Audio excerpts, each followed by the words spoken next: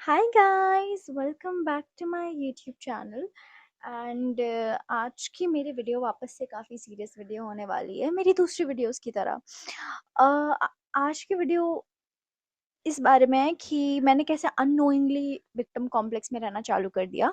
अगर आपको victim complex के बारे में नहीं पता तो मैं आपको बताती हूँ। विक्टिम कॉम्प्लेक्स तब होता है जब आपका पेन आपकी आइडेंटिटी बन जाता है। और मैं आपको बताऊंगी कि आप कैसे इस विक्टिम कॉम्प्लेक्स से निकल सकते हो।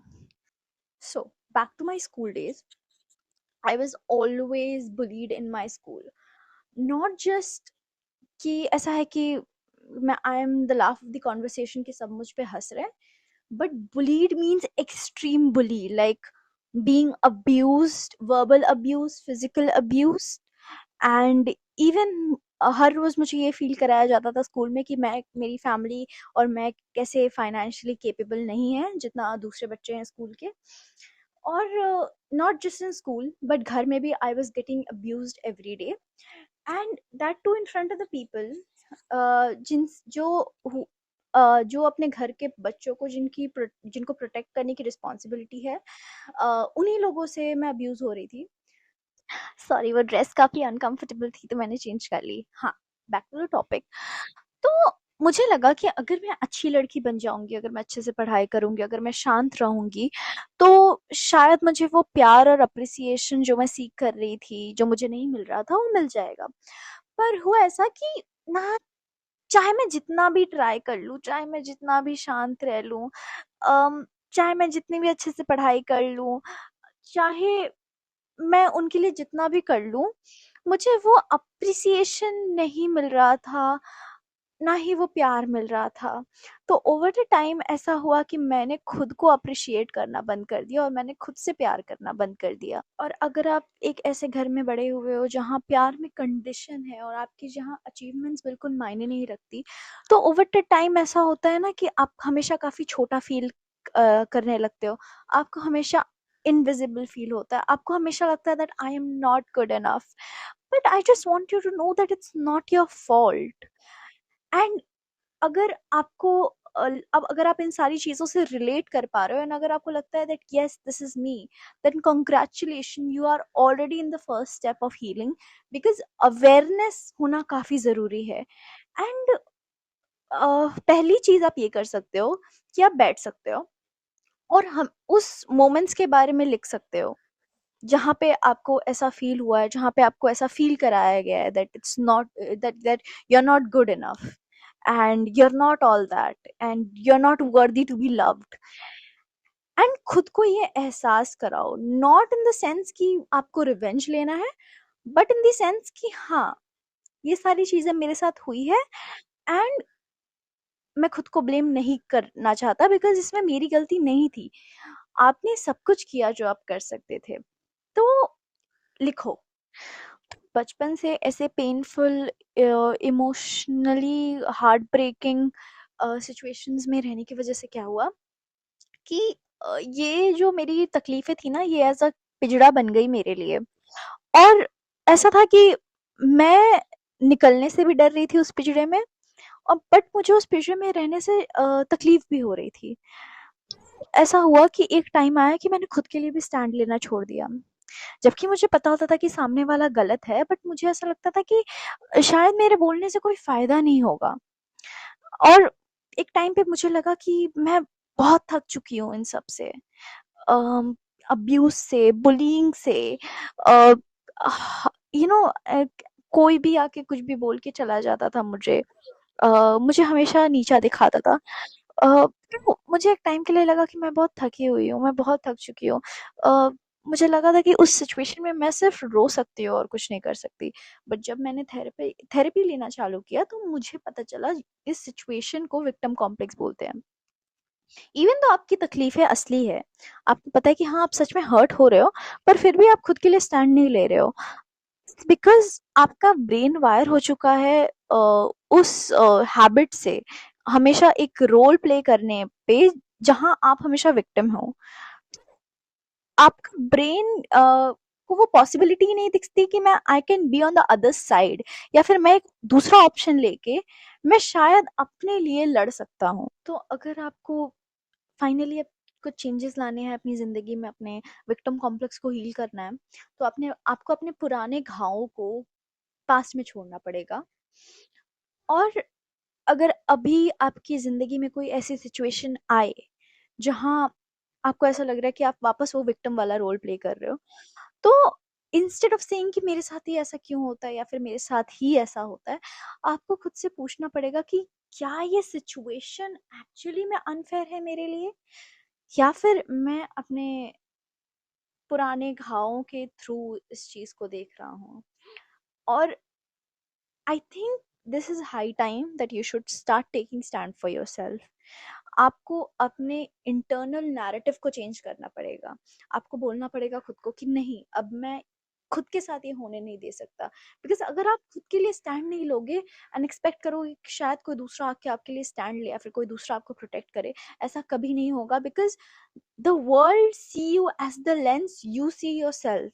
तो अगर आप खुद को बोलोगे कि नहीं, I am a warrior, I am not a victim, and I will never be on the other side, I will never play the same role again जो कि मैं बचपन से प्ले करता आया हूँ या आई हूँ। साइकोलॉजिकली बात करें तो विक्टिम कॉम्प्लेक्स तब फॉर्म होता है जब आपका ब्रेन आपके ट्रॉमास को, आपके पेन को, आपकी सफरिंग को आपकी आइडेंटिटी बना देता है। एंड एक थ्योरी है, I think it was written by doctor Karpman, if not I am not pronouncing his name right, I am so sorry. उसमें था कि आपका ब्रेन, जब आपको विक्टिम कॉम्प्लेक्स होता है तो आपका ब्रेन बाउंस करता है from being a victim to being a rescuer to being a prosecutor.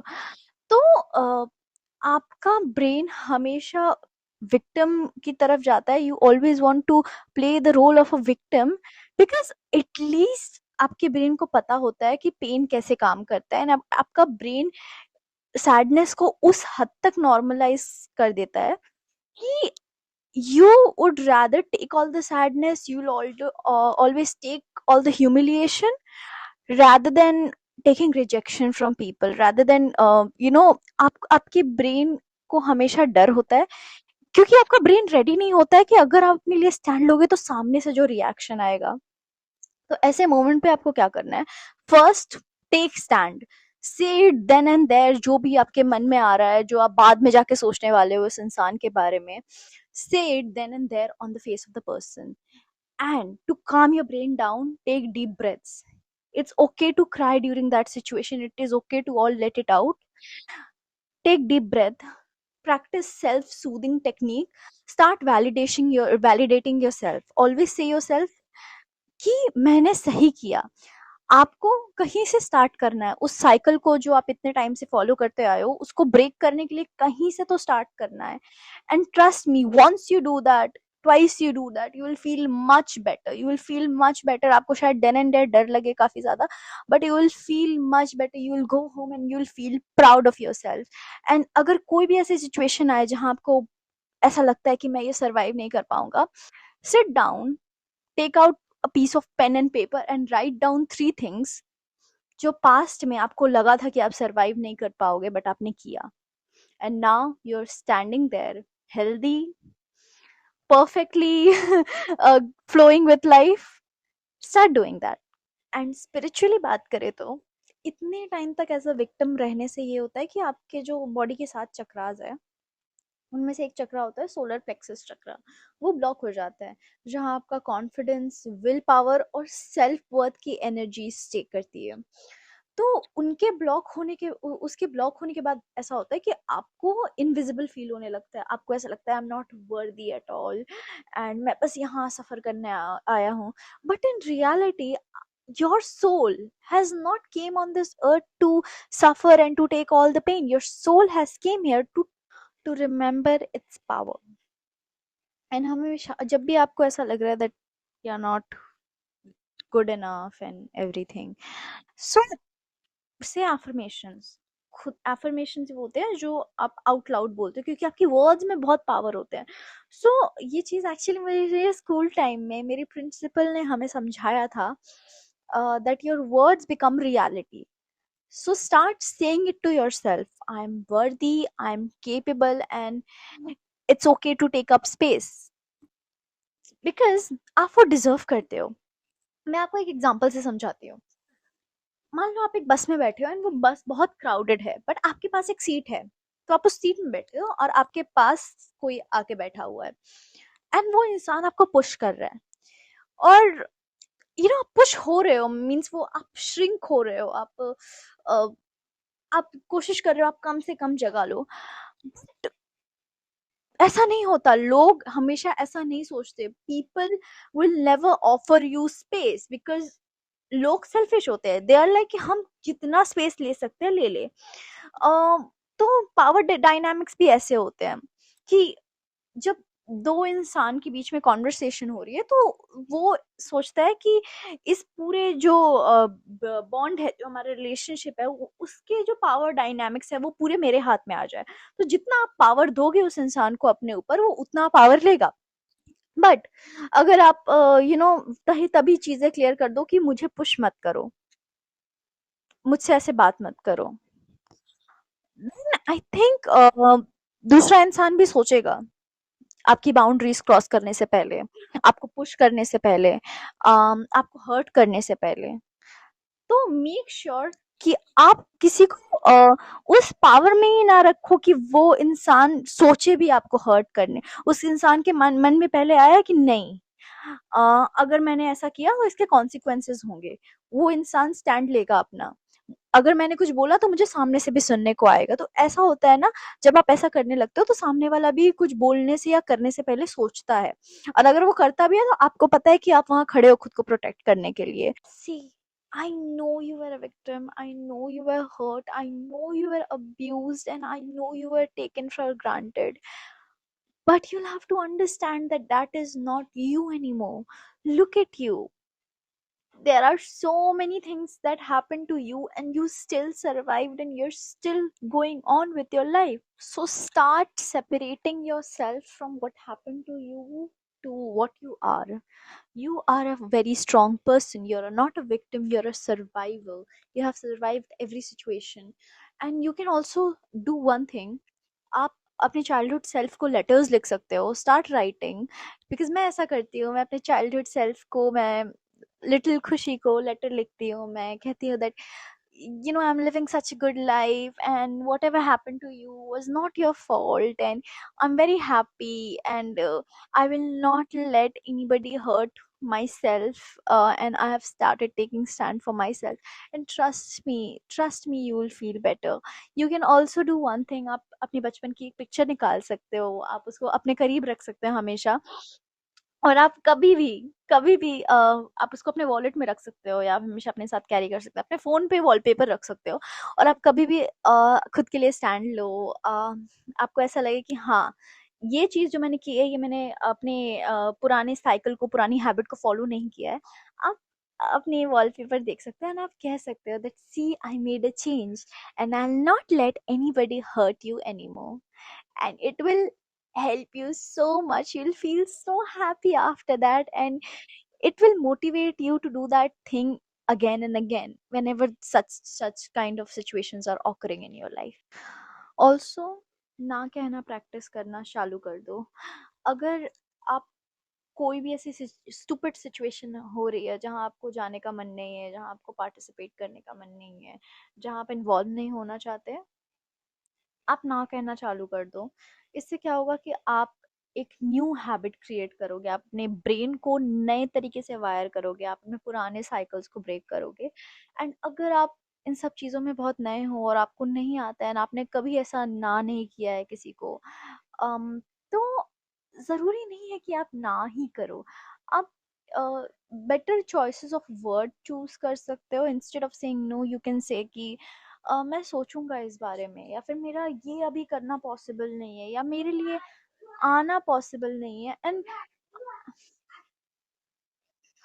And ज़रूरी नहीं है कि आप एक्सक्यूजेस दो। आप बस कह दो कि अभी मेरे लिए पॉसिबल नहीं है, आपको रीज़न बताना ज़रूरी नहीं है, because you don't owe anybody any kind of reason.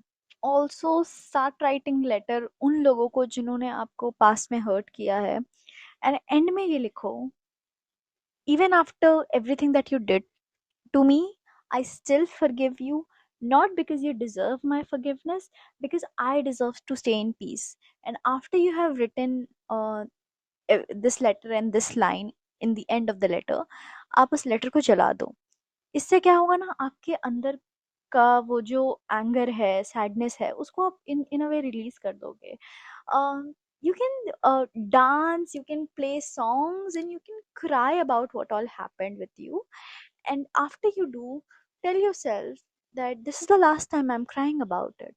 And I know, and I know it hurts, but I'm not gonna let it control me. So if अगर आपको ऐसा लगा कि ये आपकी भी कहानी है, अगर आपने मेरे वीडियो से थोड़ा भी रिलेट किया, please show your support. I am moon and I'm not a victim, I am a survivor, and I found my voice in all the problems that were there in my life, and this is me using my voice. Thank you so much. Bye bye.